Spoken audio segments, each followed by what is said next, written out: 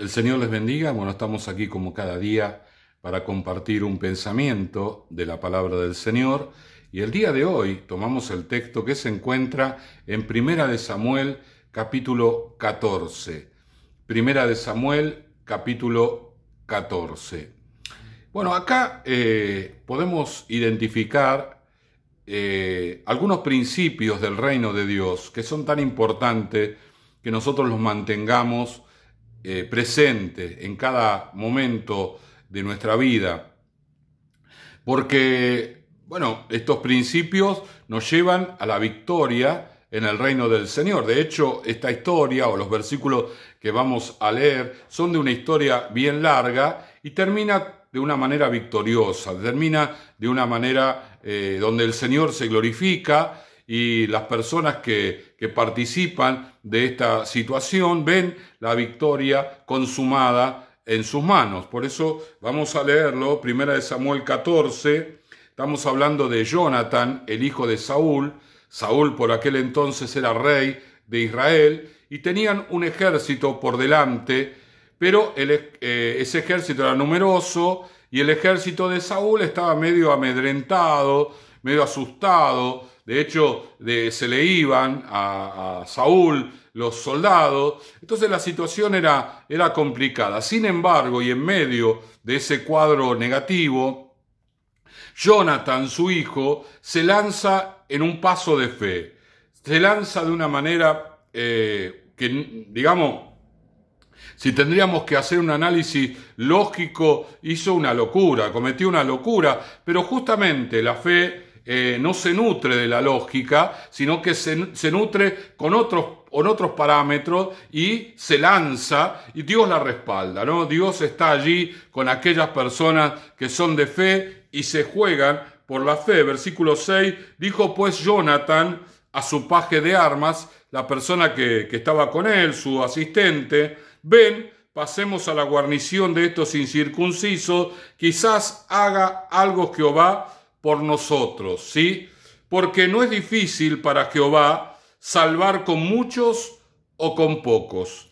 Versículo 7, y su paje de armas le respondió: haz todo lo que tienes en tu corazón, ve, pues aquí estoy contigo a tu voluntad. Dos principios importantes del reino de Dios. El primero, el de la fe. Considerar que Dios es un Dios grande ante cualquier situación, circunstancia, y nosotros caminar en esa fe esperando la dirección de Dios, esperando que Dios nos vaya abriendo las puertas, pero vamos, no esperamos que las puertas se abran. Nosotros caminamos hacia la puerta esperando la mano del Señor. Si el Señor la cierra, pero si la abre, estamos allí en el umbral para cruzarla. ¿Cuántas veces el Señor ha hecho cosas similares? Cuando cruzaron el Jordán, tenían que pisar las aguas, los sacerdotes, y una vez que pisaban las aguas, el río se iba a abrir, y así sucedió. Tuvieron que lanzarse, tuvieron que ir hacia adelante. Cuando cruzaron el Mar Rojo, Moisés estaba allí medio asustado porque venían los egipcios y por otro lado tenía el mar, y la respuesta de Dios a la oración era: dile al pueblo que marche, tú agarra la vara y golpea las aguas. Es decir, tienen que caminar, tienen que ir en pos del milagro, tienen que ir en pos de lo que el Señor puede y quiere hacer. La reflexión de Jonatán, porque para Dios es lo mismo salvar con muchos o con pocos. En definitiva, el razonamiento de Jonatán era similar a este, es decir, si vamos con un ejército, el que tiene la victoria es el Señor. Y si vamos nosotros dos solos, la victoria es del Señor. Así que si Dios va a dar la victoria, lo puede dar con mucha gente o con poca gente. En definitiva, el que produce el milagro es el Señor. Vamos por el milagro. Vamos por lo que Dios va a hacer. Vamos por creerle al Señor la grandeza y el poder de Dios. ¿Cuántas veces tendríamos que pensar eso o movernos bajo ese parámetro de pensamiento de que Dios puede hacer todo lo que para nosotros es imposible. Y ante la situación más estrecha, más comprometida, aún así Dios puede glorificarse, Dios puede obrar, Dios puede actuar. Y yo voy por el milagro, yo voy por creerle al Señor, yo voy por esperar en esa cosa grande que Dios puede hacer y que Dios me va a sorprender. ¿Por qué? Porque humanamente es imposible. Humanamente no hay recurso, no hay capacidad, es limitado, pero nuestro Dios es ilimitado. El segundo principio que yo quiero destacar es el principio de la unidad. La Biblia dice, si dos se pusieren de acuerdo sobre cualquier cosa, serán oídos por mi Padre allá en los cielos. El principio del acuerdo. El paje de armas entendía y comprendía la fe de Jonathan. Entonces él se puso al servicio pleno. Mi vida está en tus manos. Vamos que nos vamos a jugar la vida. Vamos dos contra un ejército. Es la muerte segura. Sin embargo, él consideraba, el paje de armas, estoy hablando, de que la fe de Jonathan era la fe correcta, era lo que había que hacer, era la acción a tener, el paso que dar. Entonces él quería ser parte de esto y entendía de que no eran dos personas en paralelo, tenían que estar unidos. Muchas veces la falta de unidad en una familia, la falta de unidad en un matrimonio, la falta de unidad en un trabajo o donde integran más de una persona, la falta de unidad es la que realmente lleva al fracaso. ¿Por qué? Porque se necesita la unidad del espíritu, ponerse de acuerdo para alcanzar las cosas que el Señor tiene por delante. Por muchos años, cuando íbamos a la iglesia orando en el auto para ir a los cultos dominicales con mi esposa, la oración que hacíamos era, nos ponemos de acuerdo, entramos en acuerdo para que tú, Señor, puedas obrar plenamente en la iglesia. Eran días de batalla espiritual, el enemigo nos confrontaba de una manera tremenda, cada culto era difícil y nosotros nos damos cuenta que la manera de vencer era a través de la fe, pero a través de la unidad también.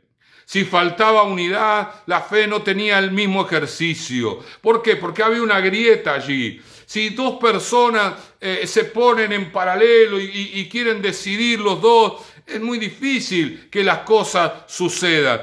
Alguien tiene que tomar la autoridad y alguien tiene que acompañar. A veces el que toma la autoridad será el que acompañe en otra ocasión. Y así se van intercambiando los roles. Pero la idea de mantener esa unidad, la idea de estar en acuerdo, debe ser preeminente a cualquier otra manera de actuar. Siempre tenemos que estar en un mismo espíritu, en un mismo sentir, para que la obra del Señor se realice. Dios es un Dios que obra a través de la fe. El libro de Hebreos nos dice que sin fe es imposible agradar a Dios. Y para lograr cosas grandes de parte del Señor, tenemos que creer en lo imposible, en aquello que la lógica humana desecha, descarta, rechaza.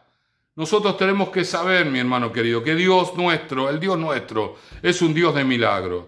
Es el Dios que hace maravillas, es el Dios que sorprende día a día, es el Dios que produce cosas que quedamos con la boca abierta. Los médicos se sorprenden de los milagros del Señor. La gente se sorprende de la reacción de Dios frente al clamor y a la oración del pueblo de Dios. Miren, mi hermano, aunque la gente niegue al Señor, cuando ven el milagro tienen que reconocer que realmente fue algo sobrenatural, algo que el hombre no puede lograr, algo que la mente del hombre no puede entender, pero que el Dios Todopoderoso lo puede realizar. Mi hermano querido, ese es nuestro Dios, al Dios que adoramos, al Dios que creemos, el Dios que todo lo puede, el Dios que todo lo hace, que nada es difícil, que nada le es complicado, pero a ese Dios se lo mueve a través de la fe. ¿Cuántas veces hemos visto en los evangelios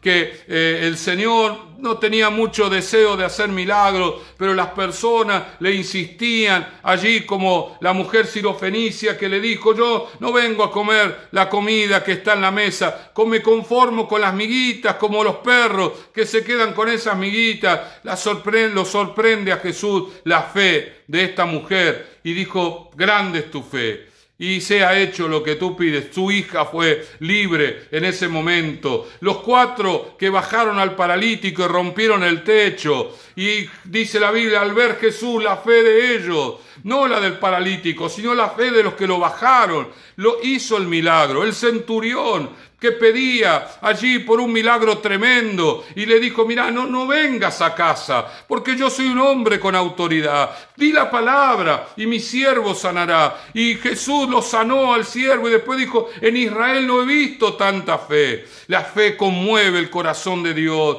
y lo lleva a hacer milagros sorprendentes. La fe no es algo lógico, no la podemos razonar, no la podemos encuadrar dentro de la mente del hombre, pero sí es un regalo de Dios para que nosotros podamos creer y experimentar los milagros más sorprendentes. Oremos al Señor. Padre amado, te damos gracias en este día. Gracias, Señor, porque nos has dado la fe para creer, Señor, y de esta manera que los milagros se produzcan. Señor, en el nombre de Jesús, mira aquellos, Señor, que en estos días tiene su fe batallada, su fe luchada. Dios mío, en este momento, levántale la fe, Señor, fortalécelos para que puedan creer en los milagros sorprendentes, que estén en acuerdo con su familia, con las personas que los rodean, que están en Cristo, Señor, y formen allí un vallado para creerte, Señor, y vivir y experimentar los milagros que tú tienes para ellos. En el nombre de Jesús,